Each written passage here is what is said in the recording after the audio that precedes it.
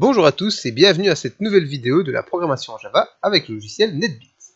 Aujourd'hui, nous allons poursuivre notre travail de la fois dernière avec la matière sur les classes. Nous allons donc aujourd'hui essayer de nouvelles fonctions et réaliser de petits exercices. Mais n'attendons plus et allons tout de suite sur le logiciel NetBeans. Comme vous le voyez, nous reprenons l'exercice de la dernière fois.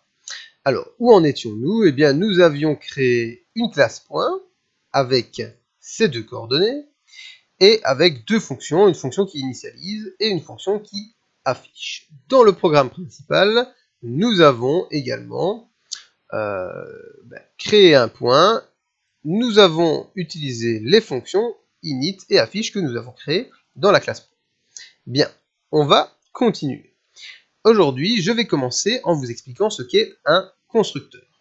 Parce que, ici, dans le programme principal, quand je fais un nouveau point, qu'est-ce qui est dommage, c'est que mon nouveau point, il a les valeurs 0, 0. Donc, c'est-à-dire qu'à chaque fois que je vais créer un nouveau point, il va commencer à 0, 0. C'est un peu dommage. Pourquoi c'est dommage? Tout simplement parce que on aurait envie, dès qu'on crée un nouveau point, d'initialiser ces valeurs abscisses et ordonnées aux valeurs qui nous intéressent, au lieu de faire une fonction init qu'on est obligé d'appeler par la suite. Donc comment faire cela? Eh bien en utilisant ce qu'on appelle un constructeur. Un constructeur, c'est quoi? Un constructeur, c'est une fonction comme les autres, donc elle commence par public, mais elle n'a pas de type de retour à écrire. D'accord? Donc il ne faut pas écrire public void, public double ou quoi que ce soit. Il faut simplement écrire le public et puis remettre le nom de la classe, mais exactement ce nom-là. C'est-à-dire, en l'occurrence, ici, point avec une majuscule. Attention, si j'écris point avec une minuscule, ce n'est pas correct, ça ne fonctionnera pas. Sur Java, les minuscules et les majuscules, c'est quelque chose de différent, c'est important. Donc, en l'occurrence ici, on a public point. Et qui va dépendre de quoi, du coup? On va avoir besoin d'entrer un double x, double y. Voilà, un peu comme la fonction init qu'on a créée avant et que vous voyez ici en dessous. Et donc on va faire quoi? On va faire abs égale x, voilà, et ord égale y. Donc vous voyez, c'est exactement la même fonction que l'init, sauf que cette fois-ci, c'est un constructeur, donc c'est directement dans la classe point. Quand on crée un nouveau point, on va directement initialiser. Testons un peu ce que ça donne ici. Ici, vous voyez que maintenant il me souligne en rouge, parce qu'on a un constructeur, et donc il attend les types double, double. Et donc on va mettre par exemple ici 3, 4, voilà. Et quand je lance mon programme, eh bien, vous voyez que l'abscisse vaut 3 et l'ordonnée vaut 4. Et donc quand je fais ceci, directement je donne des valeurs à mon point. Et donc je n'ai plus besoin de la fonction qui initialise, puisque mon constructeur le fait déjà lui-même. Voilà. Donc je vais enlever cette fonction. Vous n'êtes pas obligé de l'enlever sur votre programme, vous pouvez tout simplement la mettre en commentaire. Bon, d'ailleurs, je vais la mettre en commentaire, comme ça, vous aurez la même chose que moi. Voilà. Comme ceci. Très bien. Voilà pour le constructeur. Donc c'est quelque chose de très important, parce que quasiment toujours, lorsqu'on fait une classe, on crée son constructeur.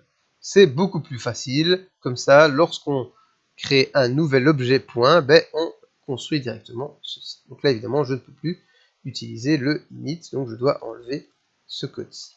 Voilà. Ou bien tout simplement, de nouveau, je vais le mettre en commentaire. Voilà, comme ceci. Maintenant, qu'est-ce que je peux également créer comme fonction dans ma classe point? Je peux créer par exemple une fonction qui va déplacer le point. Donc qui va déplacer, c'est-à-dire qui va modifier l'abscisse et l'ordonnée. Je vais la créer. Ça commence par public. Voilà. Ensuite, est-ce que c'est void ou double ou quoi? On ne renvoie rien. On déplace simplement. Donc, c'est un void.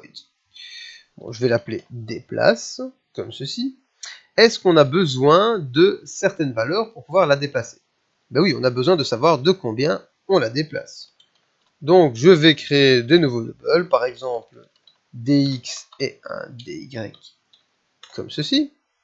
Et je vais donc modifier l'abscisse et l'ordonnée. Donc, l'abscisse maintenant, elle est égale à quoi? À l'ancienne abscisse plus le dx. Voilà.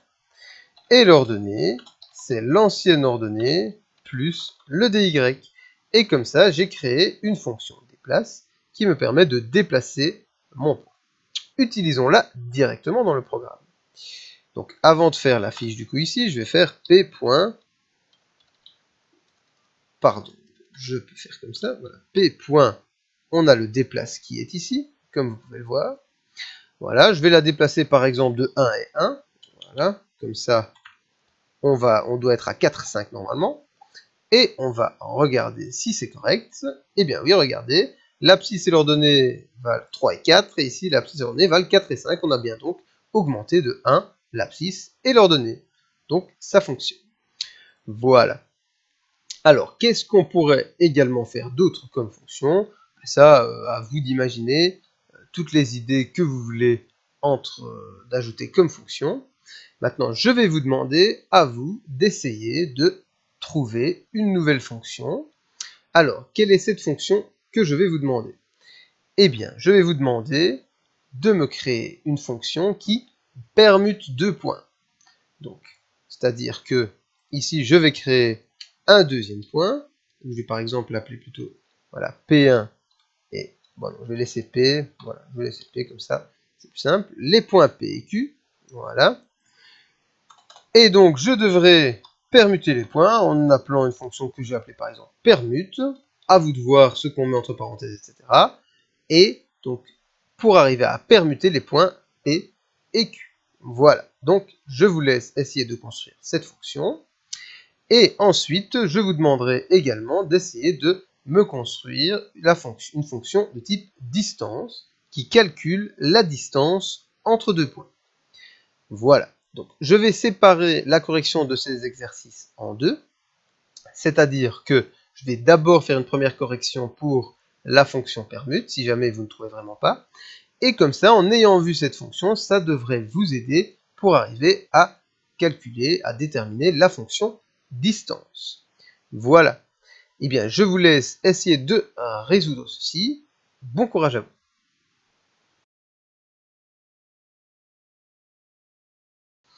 Alors, qu'est-ce que je ne vous ai pas encore dit sur les classes et tout ça? Eh bien, c'est que lorsqu'on veut appeler le point avec lequel on est en train de travailler, on doit utiliser this. Ça sert à quoi?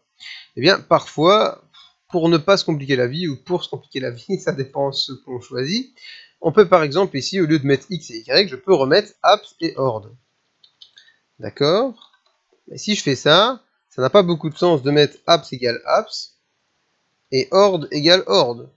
Ça fonctionne, mais c'est quand même quelque chose de très bizarre. Vous voyez, c'est assez bizarre. Donc qu'est-ce qu'on fait plutôt? On fait this.apps. Comme vous le voyez, voilà, égale apps et this.ord. Alors quand on fait un point, comme vous pouvez le voir ici, this point, on a accès à toutes les fonctions, comme quand on utilise un point, parce que this, ça veut dire ceci. Ça veut dire le point avec lequel vous êtes en train de travailler. Mais exceptionnellement, vous voyez que le apps et le ord apparaissent également. Il y a même un petit cadenas ici, parce que c'est privé. Et pourquoi est-ce qu'ils apparaissent quand même? Mais parce que vous êtes dans ce point-ci, justement. Comme on est dans ce point-ci, lui, il a accès à l'abscisse et à l'ordonnée. Ok? Mais c'est seulement à ce moment-là. Quand on est ailleurs, donc quand on n'est pas dans la classe point, on ne peut pas utiliser this.apps et this.ord. Et donc, du coup, on peut faire ça comme ceci, et ça marche du coup très très bien pour différencier les deux. Mais ça, évidemment, c'est comme vous voulez. Alors, qu'est-ce qu'on peut rajouter d'autre comme fonction? Je vais encore vous montrer une fonction, et puis je vous demanderai d'en trouver une dernière comme exercice. Alors, cette fonction, ça va être la fonction permute. Donc, ici, je vais essayer de vous expliquer aussi comment vous devez faire quand vous créez une fonction. Donc, première chose, c'est-à-dire qu'on met quoi? Toujours pour commencer, eh bien, public, parce que c'est une fonction, donc c'est public. Ensuite, on se pose la question, est-ce qu'on va renvoyer quelque chose? Donc ici, on va créer une fonction qui permute deux points. Bon, donc on va échanger l'abscisse et l'ordonnée des deux points. Est-ce qu'on renvoie quelque chose? Eh bien non, tout ce qu'on fait, c'est inverser les abscisses et ordonnées, mais on ne renvoie rien, donc on met vote. Donc toujours se poser cette question-là quand vous créez une nouvelle fonction. Ensuite, vous mettez un nom, permute, et entre parenthèses, on met ce dont on va avoir besoin. Donc ici, on est dans un point, d'accord? Donc quand on va appeler cette fonction permute. Dans Java Application 2, on va faire ici, par exemple, on va faire p.permute. Donc quand on veut permuter p avec un autre point, on a besoin de quoi? Justement, on a besoin de cet autre point. Donc c'est ça que vous devez vous demander, c'est-à-dire, entre parenthèses, j'ai besoin de quoi pour faire ma permutation? J'ai besoin d'un premier point, c'est celui dans lequel je suis, et du deuxième point. Et donc ici, on va appeler un point P. Voilà. Ok? Comme ceci. Bon, maintenant, comment va-t-on faire pour permuter? Comment fait-on déjà quand on permute deux valeurs? Par exemple, x et y qui sont deux entiers. On met x dans une variable temporaire, puis on met y dans x, et ensuite on met la valeur qu'on avait mémorisée dans la variable temporaire dans y. Je le montre, par exemple, on aurait x, y, temp, voilà. Je mettrai quoi? Je ferai temp égale x, voilà. Puis je ferai x égale y, et enfin je ferai y égale temp, voilà. Parce que si je fais directement x égale y, je supprime la valeur de x, donc je ne peux pas mettre directement y dans x, parce qu'alors je perds la valeur de x. On est donc obligé de passer par une variable. J'ai mis temp parce qu'on dit souvent que c'est une variable temporaire. Elle est uniquement créée pour nous aider à faire des permutations, mais elle ne sert à rien d'autre. Bien, voilà pour faire une simple permutation. Maintenant, on veut permuter quoi? L'abscisse est l'ordonnée de 2 points. On a ici ce point-ci qui est appelable en faisant this, et on a le deuxième point qui est là. Donc on va avoir besoin d'un troisième point. Voilà, le point temp, comme ceci. Ou alors, puisque finalement on va permuter les abscisses et les ordonnées, on n'est pas obligé de créer un nouveau point, ce qui est compliqué. On va plutôt créer deux réels, voilà, abscisse et ordonnée temporaire, ou bien même un seul. Pourquoi on a besoin que d'un seul réel? Parce qu'on va utiliser le premier pour permuter l'abscisse, et puis on réutilisera la même variable temporaire pour permuter les ordonnées. Mais je vous montre tout de suite. Première chose, on doit mettre, par exemple, on va commencer par les abscisses, on va mettre l'abscisse de ce point-ci dans le temp. Donc je fais temp égale l'abscisse de ce point-ci, comment j'y accès? En faisant this.abs. Voilà. Donc là, j'ai mis l'abscisse de ce point-ci dans la variable temporaire. Maintenant, je remplace l'abscisse de ce point-ci par l'abscisse du point P que j'ai mis ici. Et donc, je vais faire this.abs, voilà, égale p.abs. Voilà. Ok. Et maintenant, pour terminer, je vais mettre la variable, la valeur qui se trouve dans la variable temporaire, je vais la mettre dans le p.abs. Et donc, je fais p.abs égale temp. Et voilà, j'ai permuté mes abscisses. Je fais un simple copier-coller maintenant. On l'a fait une fois, ça ne sert à rien de refaire la réflexion pour les ordonnées. On va juste changer tous les abs en ordre et c'est exactement pareil. Donc, on met la première ordonnée, l'ordonnée de ce point-ci, dans la variable temporaire, puis on modifie cette ordonnée en la remplaçant par l'ordonnée du point P, et enfin on modifie l'ordonnée du point P en la remplaçant par la valeur de la variable temporaire. Et voilà. Et donc en faisant ceci, on a permuté les valeurs de 2 points. Eh bien, essayons directement ici. Pour cela, j'ai besoin d'un deuxième point, que je vais appeler Q par exemple. Et je vais faire ici pareil, je vais faire un nouveau point, donc Q égale new point, que j'initialise à des valeurs. Donc ici, il me demande quoi dans la fonction que j'ai mis ici? Il me demande un double et un double. Peu importe le nom qu'on met là. Hein. Le nom qu'on met là, c'est simplement pour dire que on va l'utiliser ici et on va l'utiliser là. Après, vous, dans le programme principal, vous mettez les valeurs que vous voulez et lui, il va faire automatiquement le rapprochement entre ce que vous avez mis et les apps et ordres qu'il utilise ici. En fait, si vous mettez par exemple ici x et y, lui, il va remplacer apps par x et ordre par y, et donc il sait que this.apps va être égal à x et this.ordre va être égal à y. Alors, on va mettre par exemple, je sais pas, moins 5, 2, voilà. Et donc, maintenant que j'ai fait ceci, je vais afficher le point Q, hein, pourquoi pas. Voilà, Q.affiche. Voilà, et maintenant je vais essayer de les permuter. Donc je vais faire p.permute avec, on attend un point, ben, je vais le permuter avec q. Voilà, comme ceci. Donc ça donne p.permute q entre parenthèses. Et donc normalement, le point p et le point q vont permuter.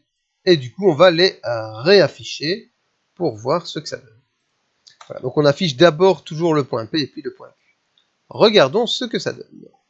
Alors vous voyez, l'abscisse vaut 3 et l'ordonnée vaut 4, l'abscisse vaut moins 5, l'ordonnée vaut 2. Donc là ça marche, il affiche le point P et le point Q. Ensuite, ici, il déplace le point P, c'est vrai qu'on avait le déplacement, donc il devient 4, 5. Et ensuite, il inverse les deux, donc là, on affiche le point P d'abord qui vaut moins 5, 2, donc c'est les anciennes valeurs du point Q. Et le point Q maintenant vaut 4, 5, donc les anciennes valeurs du point P. Ce qui veut dire que ça a fonctionné. Au lieu de P permute Q, on peut évidemment faire l'inverse. Q.permute P, ça revient exactement au même. Comme vous pouvez le voir ici. Voilà, on a bien moins 5, 2 d'abord et 4, 5 ensuite. Ok? Et voilà comment faire une fonction qui permute 2 points. C'était un peu plus compliqué, j'espère que vous avez tout suivi. Prenez votre temps pour bien comprendre cela. Et quand vous serez prêt, vous pourrez vous lancer à l'exercice. L'exercice que je vous demande, c'est simplement de créer une nouvelle fonction dans la classe, comme ceci, une fonction qui calcule la distance entre deux points. Voilà. Donc, vous créez une fonction qui fait cela. Je rappelle juste ici la formule qui permet de calculer la distance entre deux points. Donc c'est la racine de la différence des abscisses au carré plus la différence des ordonnées au carré. En fait, ça vient du théorème de Pythagore. Mais je ne vais pas vous réexpliquer tout ça, vous avez juste la formule. Je rappelle que pour utiliser une racine, vous faites math.sqrt.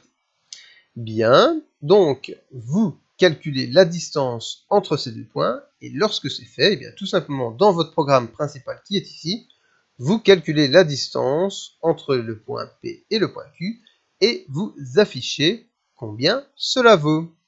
Voilà, je vous laisse du temps pour faire cela, allez-y, et juste après, je vous expliquerai la solution. Nous voici pour la solution de cette fonction distance, donc. Eh bien, allons-y directement. Dans ma classe, je commence par public comme d'habitude. Maintenant, on se pose la question, est-ce que ça renvoie une valeur? Est-ce que ça calcule quelque chose? On calcule la distance entre deux points. Eh bien, je le dis évidemment dans ma phrase, on calcule la distance entre deux points. Donc, on renvoie bien une valeur. Au lieu de mettre void, je mets ce que je renvoie, c'est-à-dire double. Voilà. Donc, je renvoie la valeur double. Une valeur de type double, pardon. Je fais la fonction distance, voilà, et donc j'ai besoin de quoi comme argument? Je suis de nouveau dans le point, dans ce point-ci, j'ai besoin de quoi pour calculer une distance? De nouveau, comme tout à l'heure, on a besoin d'un deuxième point, on a besoin du point P, voilà, enfin d'un point P, voilà. Maintenant, vous voyez qu'ici il me souligne en rouge, pourquoi? Parce qu'il me dit missing return statement, ce qui veut dire que je vais devoir retourner une valeur en utilisant le return. C'est vrai que je ne l'avais pas expliqué, donc si vous n'avez pas été jusqu'au bout, ce n'est vraiment pas grave, nous le corrigeons ensemble ici. Alors, pour commencer, je vais devoir faire quoi? Je vais devoir calculer la distance entre mes deux points. Donc je pourrais faire une formule qui calcule tout d'un coup, mais elle serait fort compliquée, donc on va passer par deux variables intermédiaires, que je vais appeler par exemple diff1 et diff2, voilà. La première différence, ça va être la différence des abscisses. Donc, je vais mettre diff1 égale l'abscisse de ce point-ci, donc this, voilà, moins l'abscisse du point P, voilà, P.abs. Voilà, ça c'est ma première différence. Ma deuxième différence, donc diff2 égale, je vais mettre ici, voilà, pour que ce soit plus clair, diff2 égale donc this.ord moins p.ord, donc c'est la différence des ordonnées. Voilà, maintenant on peut calculer la distance, donc j'ai besoin de créer un nouveau double que je vais appeler dist par exemple, voilà. Et donc dist va être égal à quoi? On va faire la racine des différences des abscisses et des ordonnées au carré. Donc d'abord, je vais devoir faire quoi? Pour faire au carré, vous pouvez utiliser dans maths, je remonte le maths ici, vous pouvez, si vous avez cherché un petit peu, vous trouvez le POW ici, voilà, qui renvoie la valeur du premier argument élevé à la puissance du deuxième argument. Mais bon, ici, comme c'est juste un carré, pas besoin d'utiliser une fonction comme ceci. On va tout simplement faire diff1 fois diff1. Voilà, ça fait la différence des abscisses au carré. Plus, voilà, diff2 fois diff2, plus la différence des ordonnées au carré. Le tout sous une racine, donc je vais faire tout simplement ceci, math.sqrt, voilà, il est là, de la différence des abscisses au carré, plus la différence des ordonnées au carré. Et voilà comment calculer la distance. Il ne faut pas oublier évidemment la commande dont je vous parlais, return dist. Voilà, et on retourne la distance. Le return est là à cause du double qu'on a mis ici. Et donc du coup, attention, c'est pareil ici, vous devez bien penser que ça renvoie une valeur maintenant. C'est-à-dire que si je fais simplement, comme on a fait depuis toujours, p.distance, et je mets q, voilà, et que je mets juste point virgule, vous voyez que, ici il me dit il faut assigner la valeur de retour à une nouvelle variable. Et donc on va créer une nouvelle variable qu'on va appeler distance par exemple. Voilà. Et ici du coup je vais mettre distance égale ceci. Et donc ça me calcule la distance entre P et Q. Voilà. Et il ne me reste plus qu'à l'afficher. Voilà. .out.println. Voilà. La distance entre les deux points vaut plus distance. Et voilà. Vous remarquez que le nom des variables que je donne ici n'a rien à voir avec le nom des variables ou des fonctions qu'on donne ici. D'accord? Par exemple, ici, les variables qui sont créées ici n'existent que dans cette fonction. Les variables qui sont là n'existent que dans la classe. Donc, si j'ai envie ici de créer une nouvelle variable que j'appelle abs et ort, je peux le faire. Donc ça, c'est quelque chose à bien retenir aussi quand on utilise les classes. C'est pour ça qu'ici, par exemple, je peux utiliser le nom distance comme une variable. Voilà, on va regarder si ça fonctionne, si notre formule fonctionne. Donc l'abscisse vaut 3, 4, ok, tout ça, on l'avait fait. La distance entre les deux points vaut 9.48, donc presque 10. Donc là, on a le point 4, 5 et le point moins 5, 2. Ils sont espacés d'environ 10 de distance. Donc à vous de vérifier si vous avez envie, mais au vu des valeurs qu'on a données, ça me semble tout à fait correct. On peut faire par exemple des trucs faciles à vérifier, comme par exemple, je vais modifier mes valeurs. Donc ici, je vais mettre par exemple 10, 0. Ici, je vais mettre moins 5, 0. Voilà. Je ne vais pas les déplacer, donc je vais déplacer de 0, 0. Et donc la distance, normalement, doit être de 15, hein, parce que c'est 10 plus 5. Donc, regardons si ça marche. Voilà, la distance entre les deux points vaut 15, donc ça fonctionne bien. Voilà, j'espère que vous étiez arrivé à ça, ou au moins que vous en êtes approché très fort. J'espère également que vous avez compris toute la matière ici avec les classes. Nous continuerons encore une fois là-dessus un petit peu dans une nouvelle vidéo. Et nous verrons également un nouvel exercice où je vous demanderai de créer une nouvelle classe. Voilà, je vous dis du coup à très bientôt.